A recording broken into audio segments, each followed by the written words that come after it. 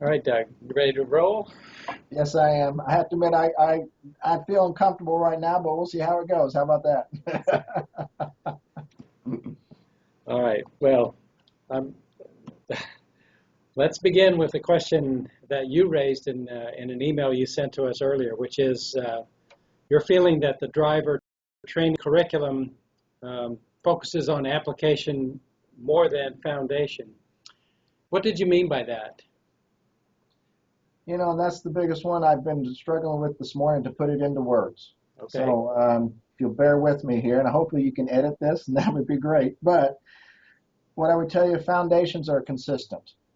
Um, Two things that I would tell you, there's basic learning, the adult learning styles, how the brain actually processes information through it and learns. Instructors need to understand this on a very basic level, and then the curriculum needs to be wrapped around that aspect for the student as well. Um, I'm a student of this, and I'm just reading a book that is by Janet Ney Zadina. She's a brain research scientist that studies learning. And I'm a student of this. I've covered it in my meetings with my instructors, and it's just basically how the brain passes information through it. Every instructor should have a basic knowledge of the foundational issues of how somebody learns. It does change how we think about things and how we approach people. Um, and their adult learning styles, their communication styles, their personalities all come through this.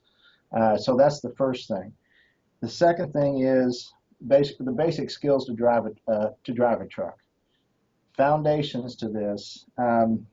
And actually, I bet you've gotten me on a thinking mode here, so then you have to excuse me. I've kind of expanded a little bit, but the foundational issues I do still find are vehicle inspection, gear competency, minimal steering, defensive driving, reading mirrors, backing, and corner setup.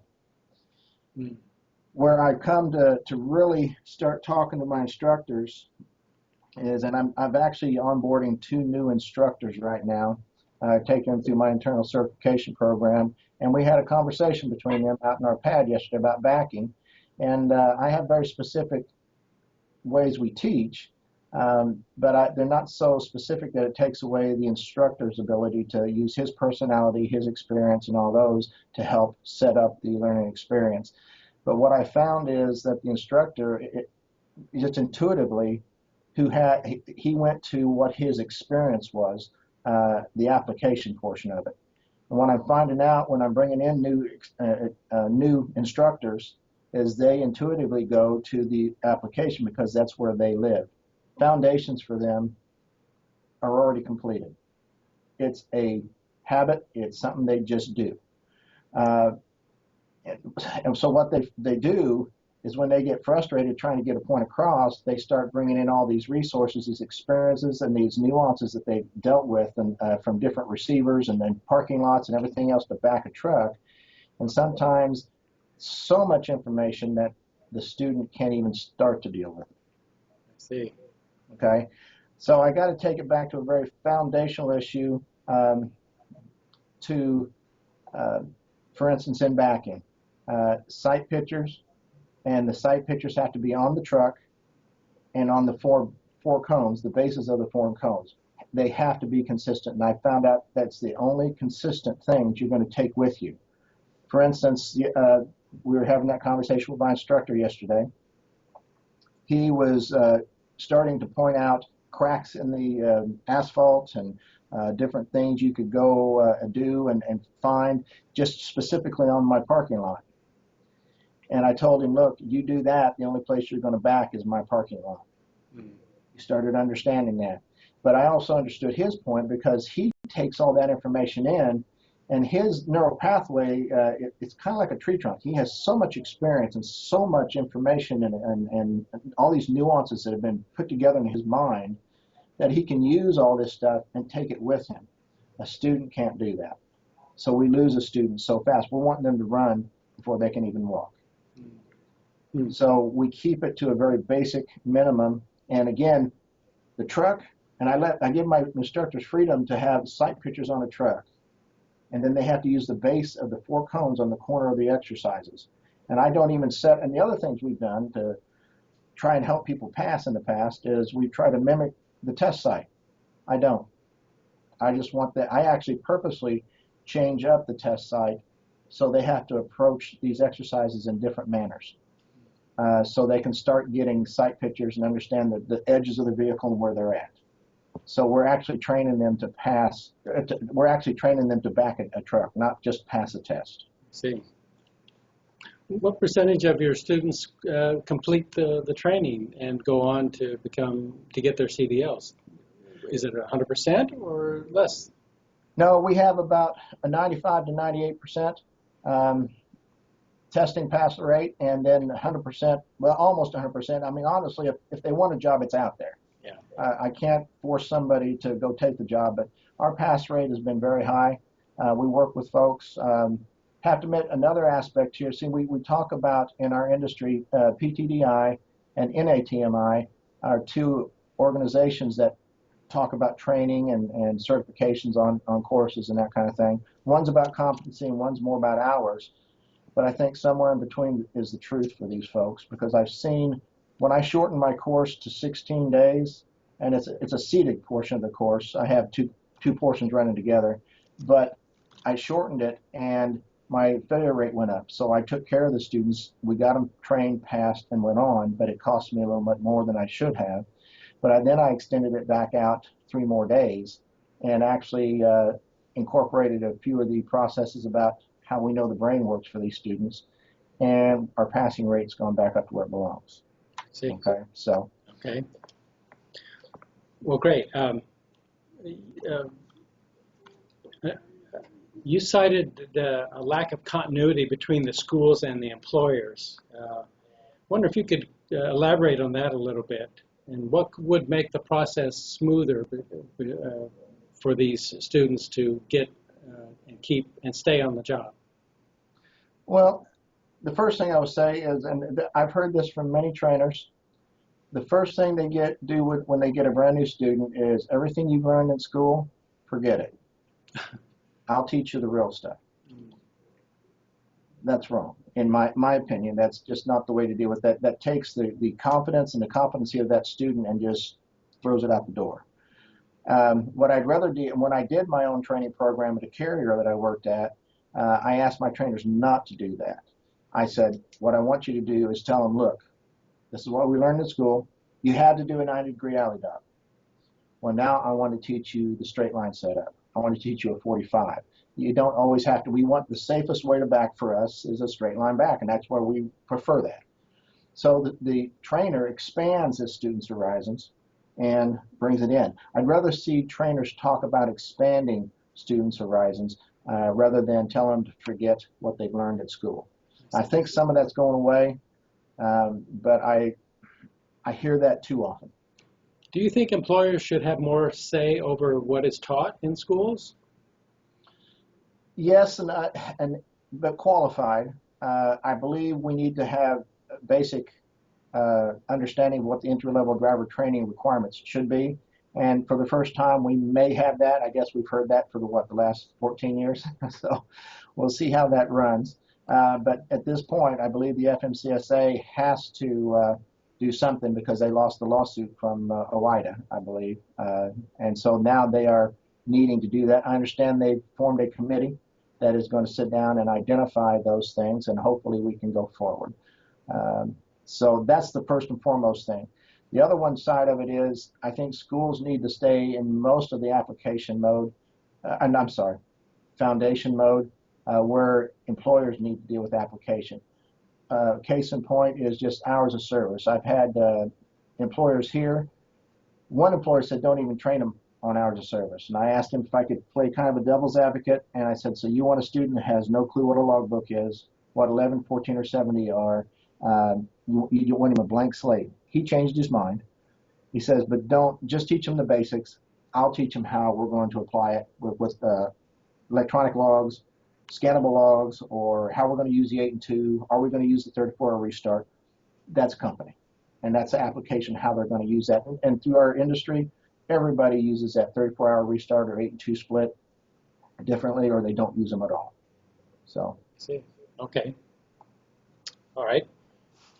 we know a lot of students rely on grants and loans to attend driver training programs. And we've seen some legislation in this past year to focus more on job training assistance. Have you seen a change in the amount of money available to students to take driver training courses? Well, in my region, it's really been cut back. I know they've divided out the bucket differently from the feds. They've renamed the program. But with our Missouri Career Centers are the folks who deal with the Worker Investment Act training dollars, which again has been renamed. But that's, Yeah. I've seen they have had less ability to deal with training and less training dollars for us. I've gone out and partnered with an educational community credit union that caters to educational needs, and because of where I work at the community college here in the city, they partnered with us, and they have a very low interest rate loan, and that helps us with some of our students as well. So we're looking at private sources. We work with the Missouri Career Centers, which is inconsistent depending on what the feds do. VA, voc rehab, so we're pushing all those agendas, but funding is a foundational issue and a foundational problem that we have to be able to deal with to get these folks in and trained. So, is there something companies can do to help with the financing or the funding of training at schools, do you think? Yeah, I do. We're going to have to be on the cutting edge. We're going to need to be innovative. Folks are afraid of contracts. Employers don't want to put out dollars up front, and I don't blame them. They don't get return on investment until later on. When you're talking about a 20% retention rate on student programs, that's what my folks are telling me. They're afraid to put those dollars out, but they also see they have to. That's where I think we need to partner with different employers, work with them for them to hire folks in that they want. We look at the psychological profiling that can be done by private sources versus the state agencies who are doing the same thing that identifies these folks that are more likely to stay.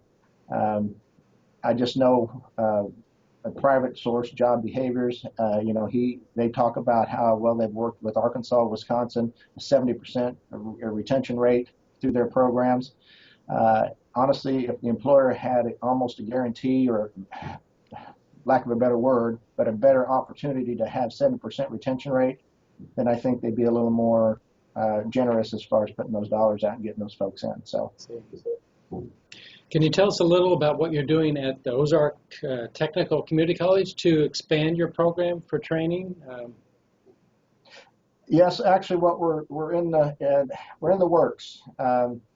But the basic course gets them the Class A CDL. That's really not going to change. We've worked to where we can work with people's work schedules and everything else, but we're talking about adding an internship or an externship. We're partnering with possibly the Convoy of Hope, and we've been talking to those folks about that. We're going to, for the folks who aren't attached to any employer, if employers are sending them to us, we're going to talk to our local employers about partnering with them and putting those folks in their trucks on an internship. We talk about how we can help minimize the wages, training wages, OJT programs with the Missouri Career Centers, the workforce development departments of the state, and help those folks go there. Then we're also looking at expanding and talking to our industry.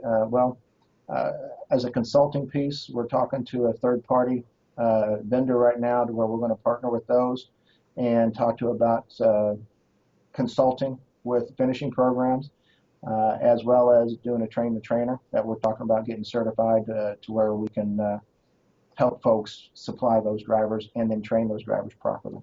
So we're getting pretty aggressive as far as looking at that, but again, it's in the idea stage, and so we're seeing how that's going to run. Okay. Well, good luck with that. I gather from your comments that you support the idea of minimum training standards. And if you do, then could you talk about what impact you think this might have on schools such as yours and certification programs like the one you mentioned at PTDI, which looks at training schools from a certification standpoint? I'm sorry, can you repeat your question? I'm just sorry, I'm blanking on it. Sorry. I gather from what you've said so far, you do support the idea of federal standards for training. Am I right? Yes, you are. And if so, once those are in place, what do you think? What effect would that have on the schools, on what you're teaching these kids or adults, I should say, and how might it affect programs like the one that TCA has, which certifies schools now on a voluntary basis? I think it'll change the playing field completely. Where we used to have, I think schools that just push out volume and they don't look at quality, I think that'll change massively. I think those standards, when it goes across the board, it's going to take a little time, and that's where I think it'll put us all on a square playing field, to where you can't push people through just to push them through and get a CDL. I think it will bring standards up as far as the competency of the student. The industry will see a better entry-level driver. I think insurance companies can get on board with that to help insurance rates. I think we could actually, once we get those standards in place, I think the insurance companies, I'd like to see them come on board to where we can expand and even possibly look at 18, 19, 20-year-olds to bring those guys on if we can get a good training program standard set for those folks. I think it would be an overall win for the industry and help us be safer on the roads and more productive as well. Are you optimistic that we're going to be able to find enough drivers in the future to keep the trucks rolling? It's that's where we're going to have to change our image for truck drivers. I want professional back in the driver, and I still see them out there, but honestly, I'm seeing less and less, and I'm disappointed in that. I think we can meet our industry's needs, but I think we need, again, think beyond what we do now. The 18, 19, 20-year-olds, I understand that's an issue, but you know what? From your last webinar, there are quite a few in Ohio. I'm sure the other states already have those folks. Let's train them properly. Let's see how. Let's do the psychological profiling that meets EEOC guidelines, and see if these are the folks we need to bring in the industry. So I think we can. Can we beat it all? I don't know, but I think we can do a better job than what we're doing. Okay. Doug, thank you very much for taking time to talk to us today. You're quite welcome. Good luck. All right. Thank you, Dan. Bye. Bye.